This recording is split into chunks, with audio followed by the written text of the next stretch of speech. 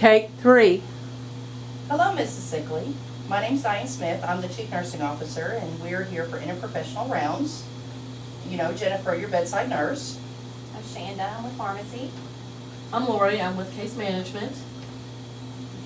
Jennifer, can you give us a little bit of background of what's going on? Sure.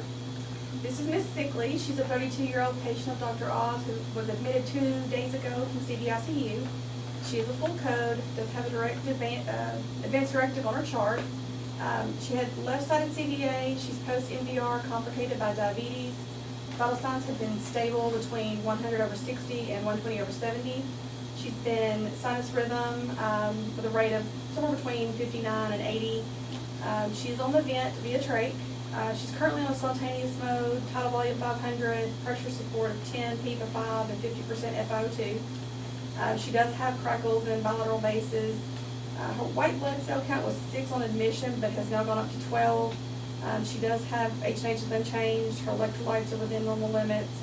Blood sugars are staying between 100 and 160 with Lantus and a sliding scale insulin. She did have an NG tube this morning, but she pulled it out and was on Longevity at 30 before that came out, so we'll need to replace that. Okay. She does have right-sided weakness. She's not getting out of bed right now. She is not having any pain. And when you ask her if she's had pain, she says no. She shakes her head no. She's alert. She cries when her kids come up. They're 11 and 12-year-old girls, and she has some difficulty with communication, but appears to understand what they're saying to her. Her coccyx is a little bit red. She won't stay turned when we turn her. She likes to go back on her back. She is getting Ativan 1 milligram every 4 hours. We're a little concerned that she's having some issues dealing with the loss of function and the ability to actually care for her kids. That's a huge concern for her. She's not done any sedation. Head of the bed stays at 30 degrees. PT's going to start working with her to get out of bed a little bit more. Hopefully that'll reduce her anxiety. They're going to start some chest physiotherapy on her. Her mucus is very, very thick, so we'll need to get with the pulmonary and see if we can get something to address that and thin those out. Okay. Why did she pull her NG tube out? She's confused. Okay. I think there's a couple of concerns that we have. I think one, we're a little bit concerned about the white count, because the white count is going up. Has she had fever? No fever. No fever, just elevated white count. You did say that she's got crackles. Are they Yes. Does it sound like she's having increasing? Yes, they're bilateral. Okay. Have they done a chest x-ray? Not recently, no. Yeah, we might want to talk to the physician about possibly chest x-ray, get some cultures. She could be developing pneumonia. You know, or something else is we still have this folian that's down here. Can you ask for a bedpan? Do you think you would know if you had a pee? Okay, if that's the case, we might want to see about getting that Foley out and making sure it's not a UTI that's causing that.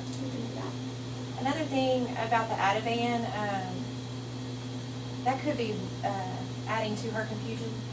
As much as we use it for the anxiety, it might be causing more anxiety in the long run and confusion as she's pulling at tubes. I want to talk to the doctor maybe about backing off to every 6 to 8 hours, or just getting her out of bed more frequently. Okay. Might help with that confusion as well. And Yeah, because when we start talking about discharge plans, Lori, are we thinking about going over to rehab? Well, we'll have to see if she can tolerate 3 hours of therapy. Basically, we're going to talk about some of the discharge planning with you and your family together. But, you know, we just want to let you know that our patients usually have average length of stay between 20 and 30 days. And so at the end of that 30 or 20 days, most of our patients do not go home. They go to a level of rehab, whether it be subacute or acute rehab. And so if you're able to tolerate the 3 hours of therapy, then we could get you to acute rehab.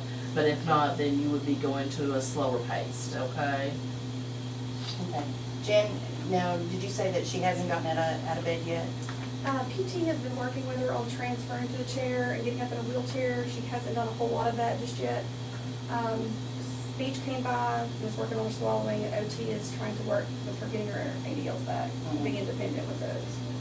And with the Be Mobile, Be Safe program, PT will want her up in the chair for all of her meals. Right. So once we get your swallow study back and you pass that, then we'll want you up, sitting up for all of your meals And then the other thing is too, this bed will go up into a chair position, so let's start getting her up into a sitting position right now, because that's something that nursing can do right now. We don't have to wait for PT.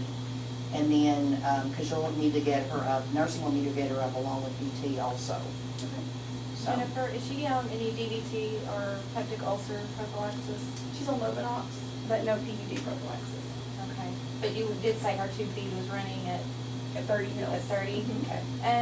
That may be fine since she's actively using her gut, but we might still want to ask the doctor since she's still kind of in a stress state.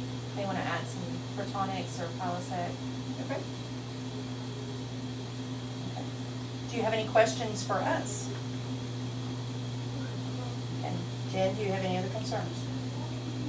No other concerns at the time. Just need to keep her turned, keep her off the backside. Okay. Discuss with her the importance of turning so that she doesn't break down and have another complication. Okay. Oh, and one other thing, does she have a pick? She does have a pick.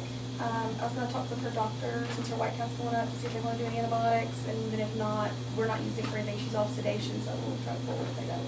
Okay. Very good. Thank you so much. We appreciate meeting with you. Thank you.